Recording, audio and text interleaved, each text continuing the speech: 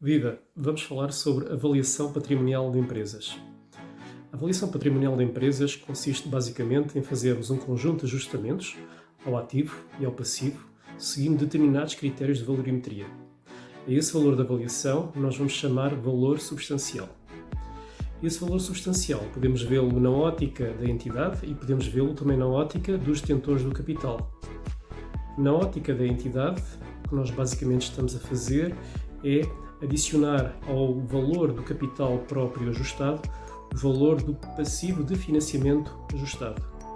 Quando falamos na ótica do capital próprio, ou seja, estamos a falar da avaliação da empresa na ótica dos detentores do seu capital, vamos falar da diferença entre ativo ajustado e passivo ajustado. Como é que nós vamos fazer isto? Neste vídeo vamos ver um conjunto sistematizado de ideias em que nós vamos conseguir perceber com bastante detalhe como é que nós conseguimos obter o chamado valor substancial e depois iremos concluir com um exercício prático resolvido. A avaliação patrimonial consiste, então, em determinar o valor substancial na ótica da empresa ou do detentor do seu capital em resultado dos ajustamentos nos seus ativos e nos seus passivos, de acordo com critérios definidos para a sua valorimetria. O valor substancial é então considerado o valor analítico da empresa. Para estimar este valor substancial, utilizamos normalmente o critério do custo de reposição ou do justo valor, entre outros, conforme nós iremos ver mais à frente. E este valor substancial, conforme já foi referido, podemos encará-lo na ótica da entidade ou na ótica dos capitais próprios. Se estivermos na ótica da entidade, vamos chamar valor substancial bruto económico, e que é tão somente o somatório do capital próprio ajustado e do capital alheio ajustado. Quando estamos a analisar o valor da empresa na ótica do capital próprio, falamos em valor substancial líquido, que corresponde ao valor substancial bruto deduzido todo o passivo, ou seja, corresponde ao capital próprio ajustado, que é dado pela diferença entre o ativo ajustado e o passivo total ajustado. Como é que nós apuramos os valores? Tomamos individualmente os ativos e os passivos da empresa, incluindo aqueles que não estão reconhecidos nas demonstrações, e utilizamos um determinado critério de valorimetria para cada um deles, que poderá ser o valor de liquidação, o valor contabilístico, o valor de substituição ou o justo valor de mercado, conforme já foi referido.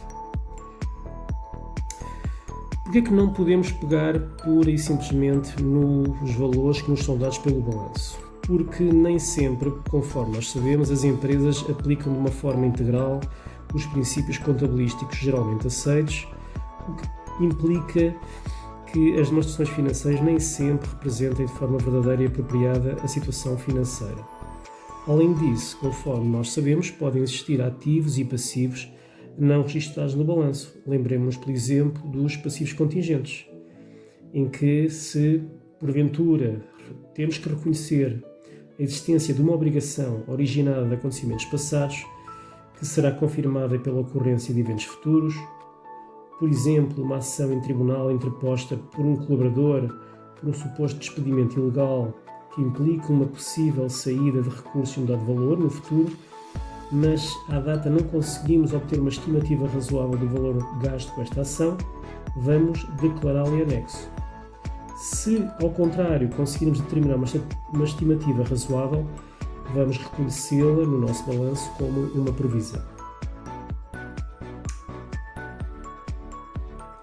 Portanto, o balanço contabilístico não pode ser usado como uma base para determinar o valor de troca do capital próprio, mas é naturalmente um bom ponto de partida. Para nós chegarmos ao valor substancial, podemos obtê-lo a partir de 3 passos. Em primeiro lugar, identificamos os ativos e os passivos a partir de um processo de due diligence.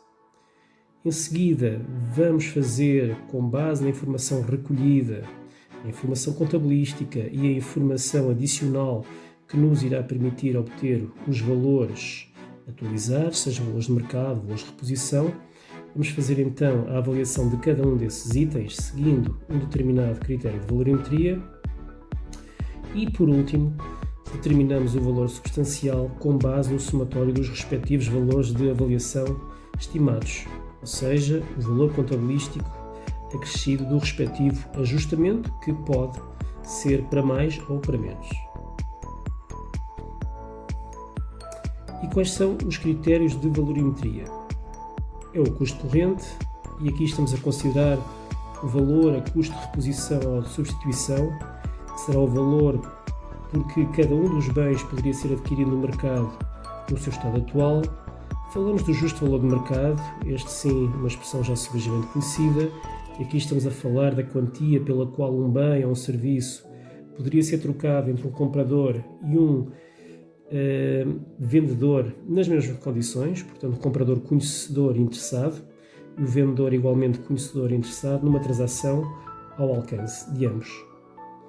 Outros critérios: o valor venal, que é a verba que se obteria pela venda do património em condições normais, o valor de realização, o valor que se obteria da venda do património deduzido das despesas de venda, ou então também, muito comum, o valor de liquidação ordenada ou forçada, que é o valor que se obteria na hipótese da empresa cessar a atividade, ou, mais comum, é o valor que se obtém pela venda de um imóvel se nos quisermos desfazer dele de um momento ao outro, e que neste caso vamos pegar no valor de mercado descontado de uma determinada importância.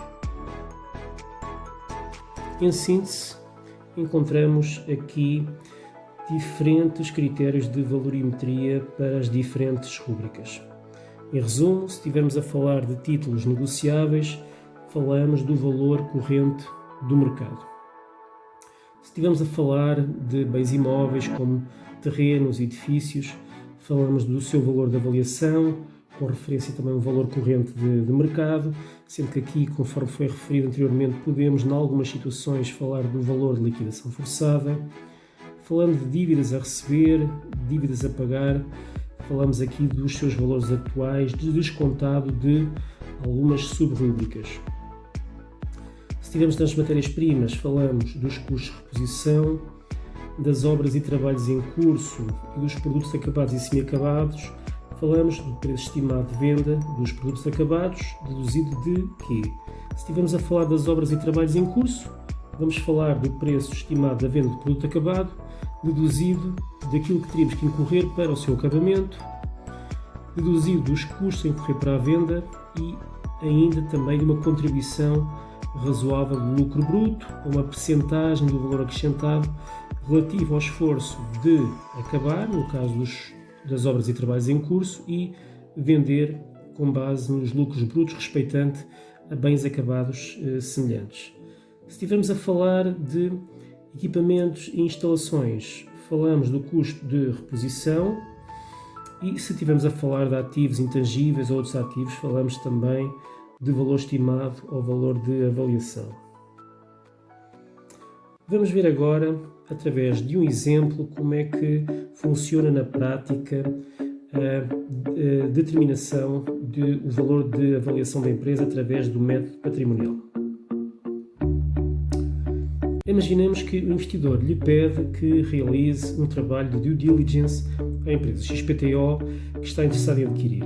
Para isso, começou por ir ao balanço, identificou as rúbricas que o compunham e respectivos valores contabilísticos.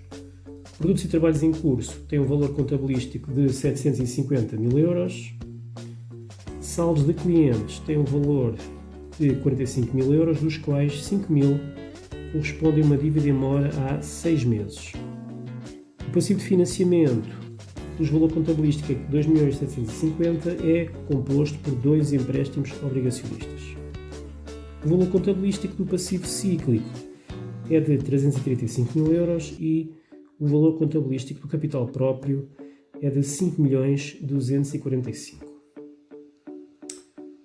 Teve necessidade de identificar naturalmente informação adicional relativa a cada item que vai ser necessária para ajustar o valor contabilístico encontrado ao seu valor de avaliação. Então, quais são os pedidos? Em primeiro lugar, indicar para cada rúbrica o valor da avaliação e o respectivo ajustamento e, em segundo lugar, evincar o total de ajustamentos a efetuar ao capital próprio e, por último, determinar o valor substancial líquido e o valor substancial bruto económico, ou seja, o valor de avaliação na ótica do capital próprio e o valor de avaliação na ótica da entidade. Começamos pelos produtos e trabalhos em curso. Os produtos e trabalhos em curso, conforme foi dito, tinham um valor contabilístico de 750 mil euros. O preço de venda estimado era de 875 mil, sendo ainda necessário incorrer em custos para o acabamento e para a venda estimados em 2% e 1,5% respectivamente. A margem bruta de comercialização é de 15% sobre a venda. Então, o que é que fizemos aqui? Como é que chegamos ao valor de avaliação? Pegamos então o nosso valor da venda e fomos deduzir os custos de acabamento e os custos de comercialização e a respectiva margem de lucro. Obtivemos um valor de 713,125.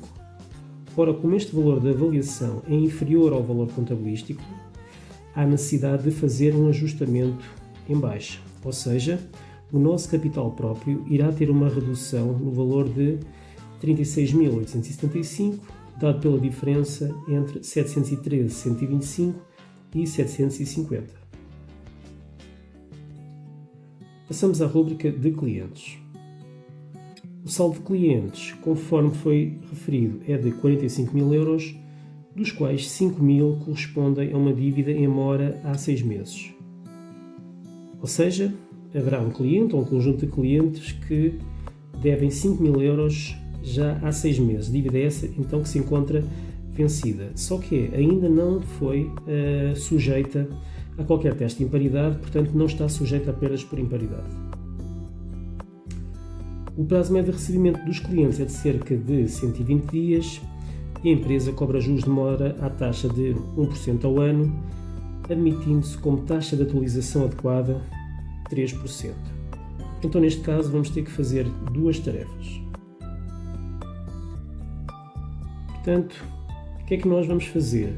Vamos pegar, em primeiro lugar, naquilo que é a dívida que nós temos a receber de clientes, que é de 40 mil euros, mas como essa dívida só será recebida em média daqui a 120 dias, iremos fazer uma atualização para o momento presente. Depois vamos ter que adicionar o quê? Vamos ter que adicionar aquela dívida que já está vencida. Já está vencida há 6 meses. Então vamos ter que atualizar para o momento presente e daí aparecer aqui a capitalização por 6 meses. E neste caso, uma quantia que estava escriturada por 45 mil euros terá um valor atual de 44.638. Portanto, aqui também, à semelhança do item anterior, temos também uma redução dos capitais próprios no valor de, neste caso, 361,90 euros. Passamos agora para a rúbrica passivo de financiamento. Conforme foi dito, o passivo de financiamento tem um valor contabilístico de 2.750 euros e corresponde a 2 empréstimos obrigacionistas. O primeiro é composto por 150 mil obrigações, estão cotadas em bolsa a um valor de 5,75 euros e tem uma taxa de rendibilidade até à maturidade de 6,35%.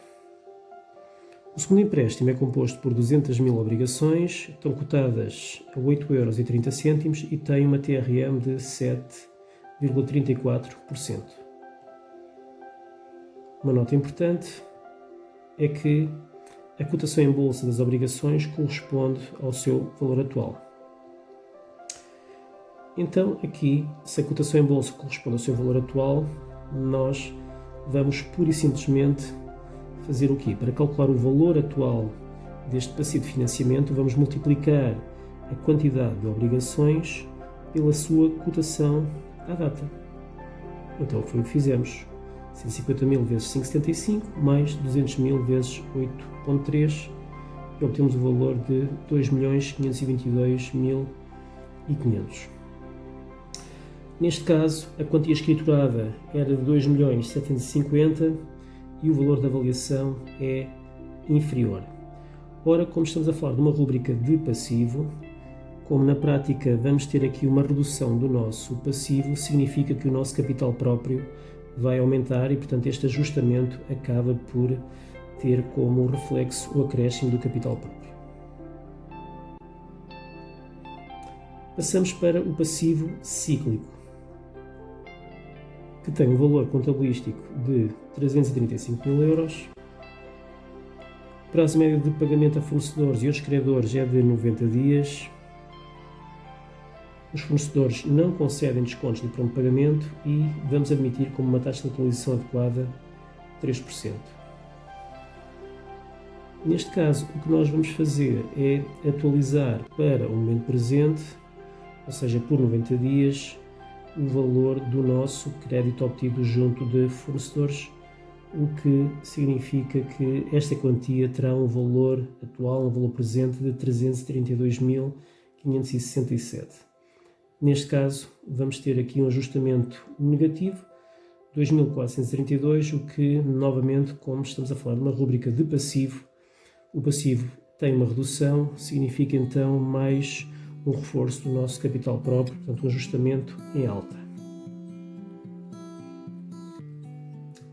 Feitos os ajustamentos, vamos agora calcular o total e, por último, iremos calcular então o valor substancial líquido e o valor substancial bruto económico.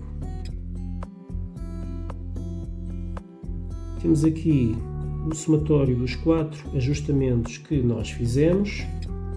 Obtemos um total de 192.695. Neste caso aqui, importante, não interessa o sinal do ajustamento, mas sim o que provoca ao capital próprio. Se aumenta o capital próprio, entra para o total dos ajustamentos com o sinal mais. Se diminui o capital próprio, entra com o sinal menos. Agora, para calcular o valor substancial líquido, vamos pegar no nosso valor do capital próprio contabilístico e vamos acrescer os nossos ajustamentos, que neste caso tem um sinal positivo, o que significa que passamos a ter, na ótica do capital próprio, ou seja, na ótica do acionista, um valor de 5.437.695. Para calcularmos o valor substancial bruto económico, vamos ao valor substancial líquido, vamos adicionar o passivo de financiamento ajustado, que já tínhamos calculado e que era 2.522.500, e obtemos um valor de 7.960.196 aproximadamente. Em resumo, este método de avaliação não é de facto o mais interessante. Se por um lado tem como vantagens o facto de demonstrar a totalidade do valor líquido gerado pela empresa até ao momento da sua avaliação, apresenta como desvantagens o facto de não considerar a continuidade.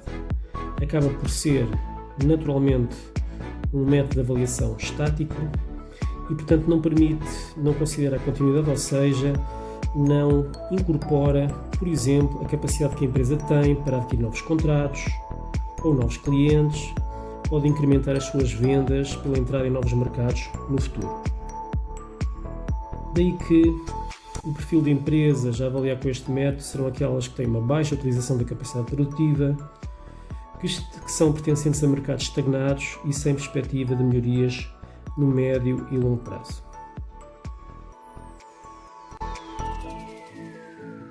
Obrigado por me ter acompanhado até ao fim. Até breve.